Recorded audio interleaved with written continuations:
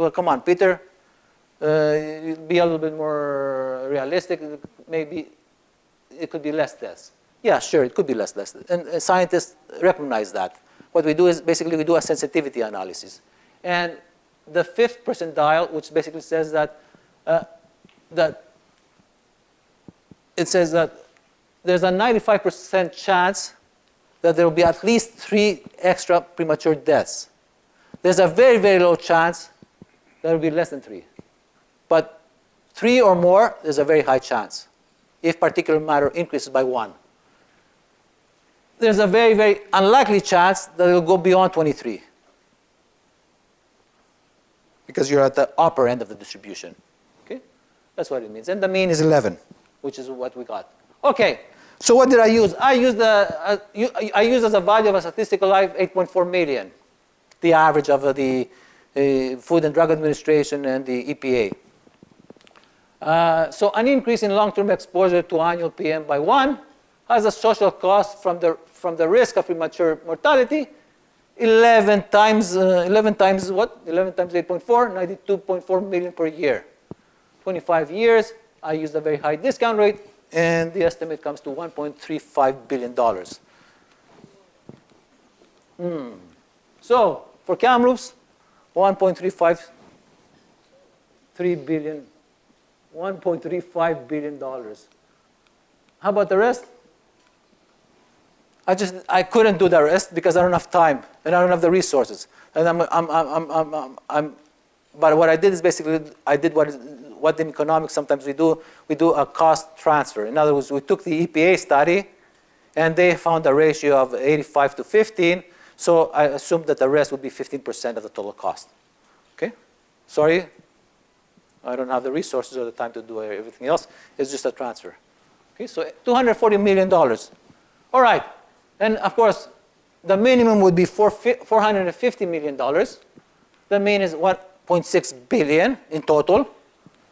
And it can be as high as 3.3 billion. Are the benefits of increasing PM worth the cost? These are healthcare costs. I have not gone to ecological costs yet. I won't go. I will give you another lecture. Okay, which path should we take? Health benefits from health benefits of cleaner air in Kamloops. Let's decrease PM by 1, and we can do it. Domtar is doing it. He's helping out. Benefits of cleaner air, $1.6 billion. Cost of cleaning the air pollution, on present value terms, about $50 million. And I got that again as a transfer from the EPA study.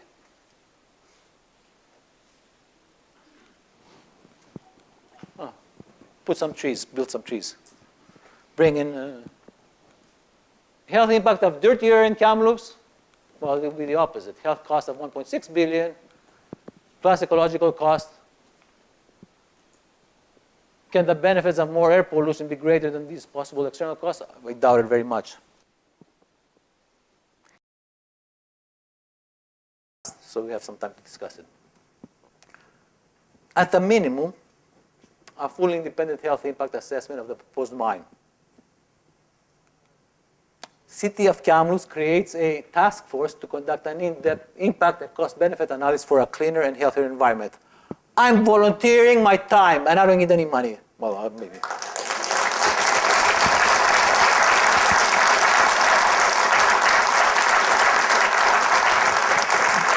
But I want specialists in the area.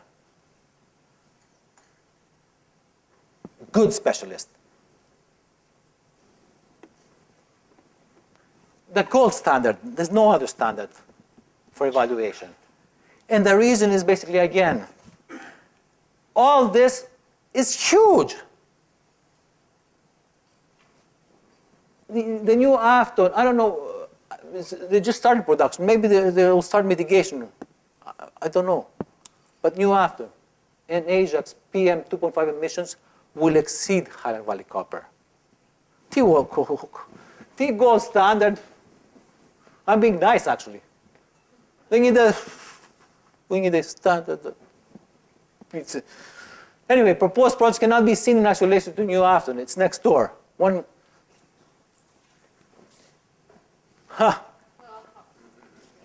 This is where all started.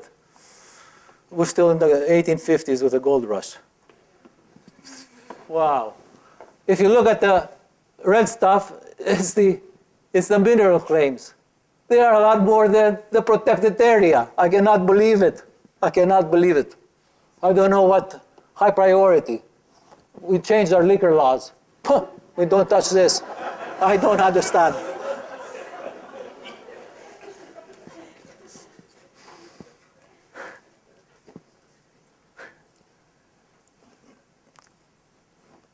City of Kamloops considering imposing a municipal tax on gasoline.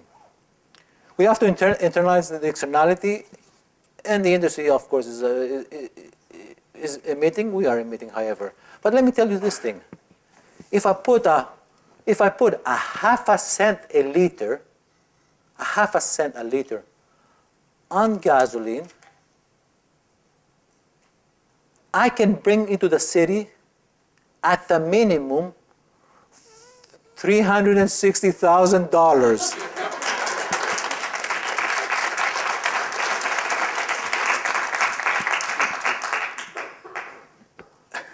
From Kamloopsians. I'm sure that all these cars that stop in Kamloops, the foreign cars, then refill will add another 360,000.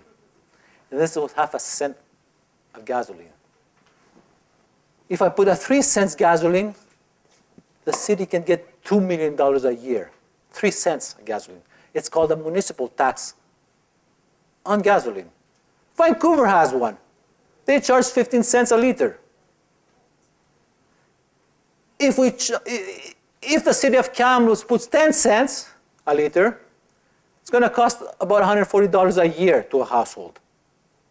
I don't know, I pay $140 myself for $200 for this cable that I have all those channels I never watch anyway.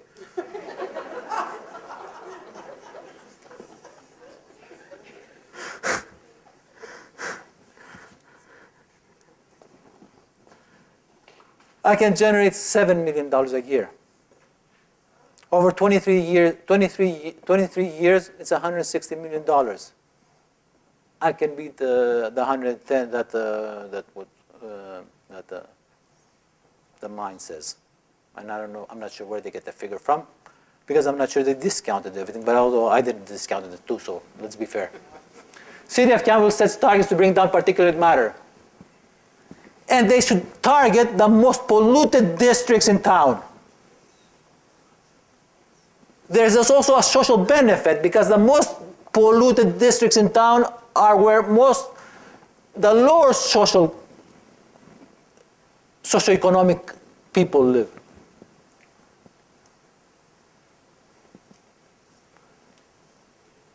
We should start with the most dirtier place in our house, and everybody will improve.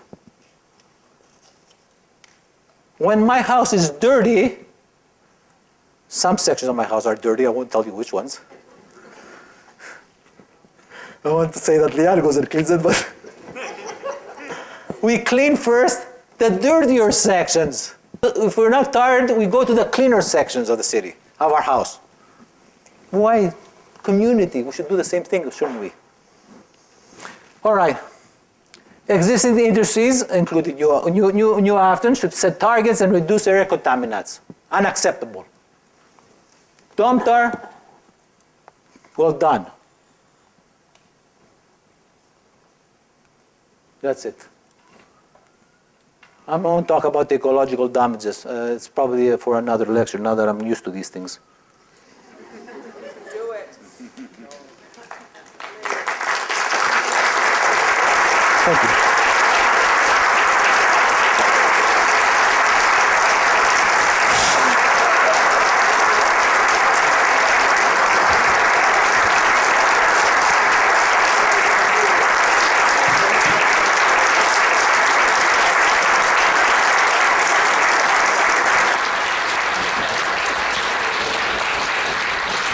Peter's the only Greek economist I trust.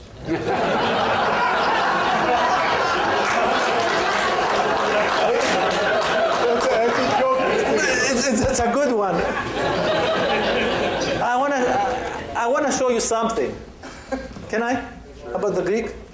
Huh? Should I? Or no, let's put the questions. Let's do some questions Sure, first. sure. So, Tony, and I'll take the order. A short one, right? Dr. Tsigaris, could you please comment more directly than you already have, perhaps, on the recent economic study by Venture Kamloops, just getting back to Okay, that's enough. I cannot say it. I took a look at it, and then I read the first few paragraphs, and then yeah, I just no. A student having me in that of a project would probably set either F or take it back and redo it. You cannot do a cost-benefit analysis on such important issue without looking at all costs.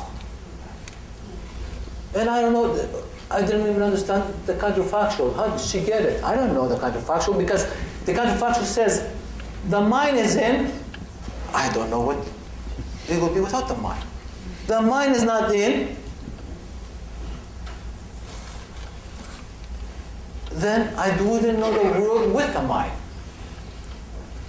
We cannot have both at the same time to see and observe.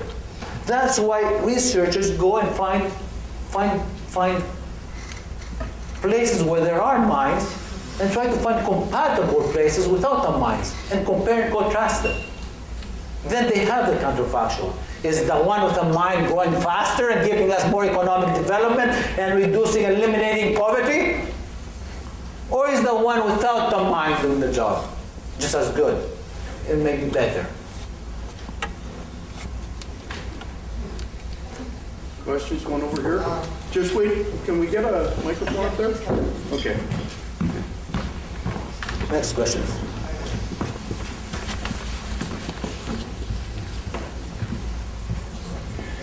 I just want to know, where is the federal building that they measured the air quality index? It's downtown. I haven't gone through it. It's Seymour and something. Seymour and Third. The roof of Seymour and Third. Yeah. Yeah, thank you. Is it? No, it's just.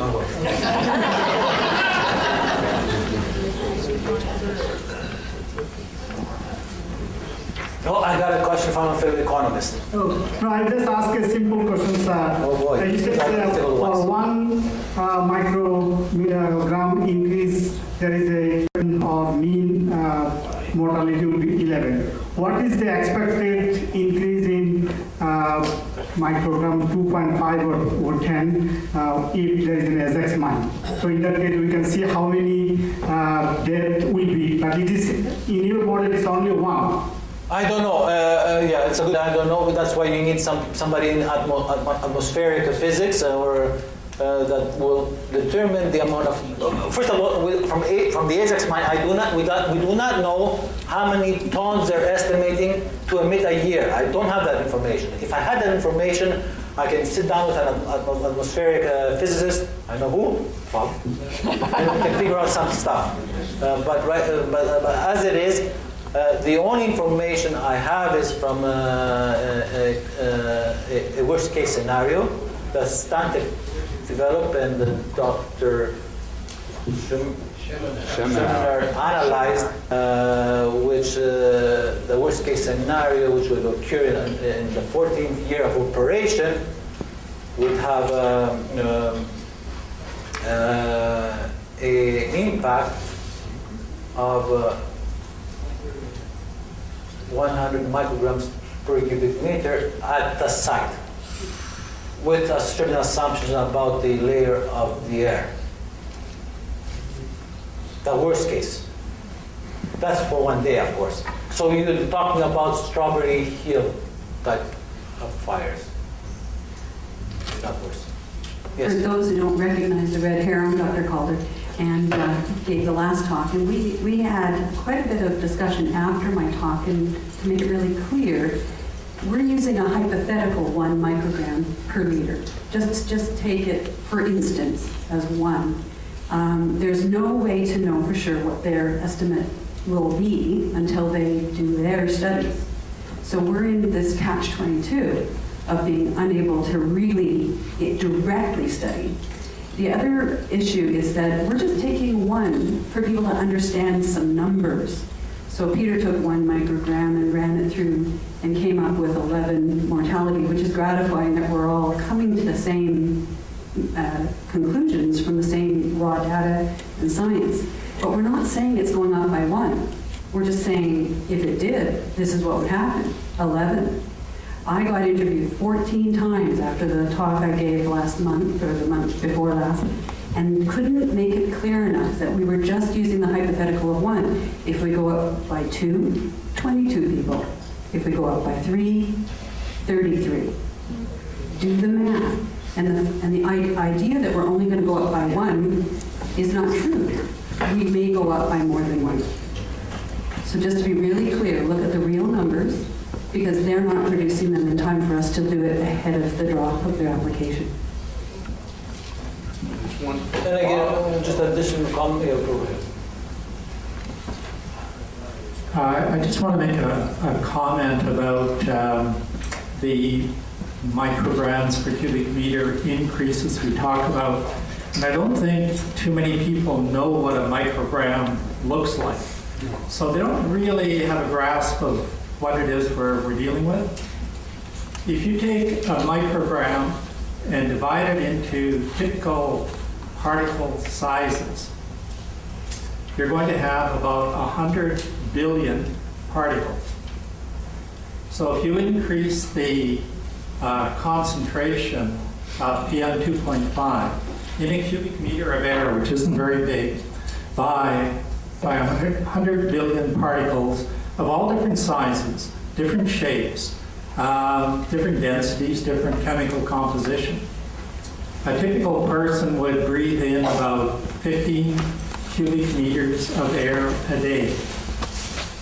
So if you increase the PM2.5 by 1 microgram per cubic meter, you're going to be breathing in an additional 1.5 trillion particles a day. And you do that every day of the year.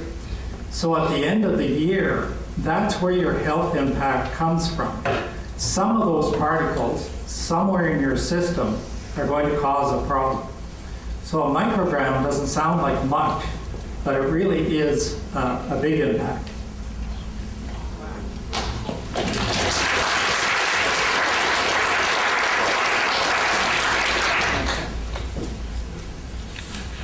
I think what scares me the most is that the state of California estimates that about 1/3 of their pollution comes from China. That existing right now, and adding any more pollution to the city just scares the hell out of me. I mean, it's just nuts to even think about this. Yeah. We'll have one more here. And are there any other questions on offing? I've done a lot of work on climate change. Well, quite a bit of work on reading and also research in climate change, and of course there we deal with carbon. And we have priced kind of, we try to find a price on carbon per ton of carbon emitted. And in this area of local air pollution, like for particular matter and ozone, etc., there's a lot of research also done in that area in terms of economics. But in the future, I plan actually to put a price on a ton of particular matter, and that way basically the companies can pay for emitting it. In which case basically they'll say, "Oh, it's costing us. Therefore, let's." The problem is that these are guidelines that just don't. Thank you very much for your talk today, Peter. It's very interesting. The graph where you have Afton Mine and then over with New Gold and Ajax. I'm not an expert here. I'm just wondering, is there any way of putting a monitor in the proximity of Afton in the same way that Kamloops would be in proximity? So if you put a monitor to see what emissions come from Highland Valley. And so then, could we not have a closer estimate of what the particulate would be? Do you understand what I mean? Yeah, sure. I mean, the monitors are important, and we'll have the monitors, of course, yeah. But then, And it's because not if a we're big making that investment. It's not a big comparison, investment either. then Absolutely. we might have a closer idea. Absolutely, monitors. Last one, Tony. It's kind of interesting, you're talking about dust monitoring setups and so on, and they say that there are, I think, 7 or 9 dust monitors, so-called, spread out over the Ajax property. Well, I found one and videotaped it last year, and it is looks like a plywood base with a hockey stick and a platform and 2 plastic jars on it. With some liquid in the bottom, and that's their dust monitoring system. Okay, well, We have a long way to go, but I think we can do it.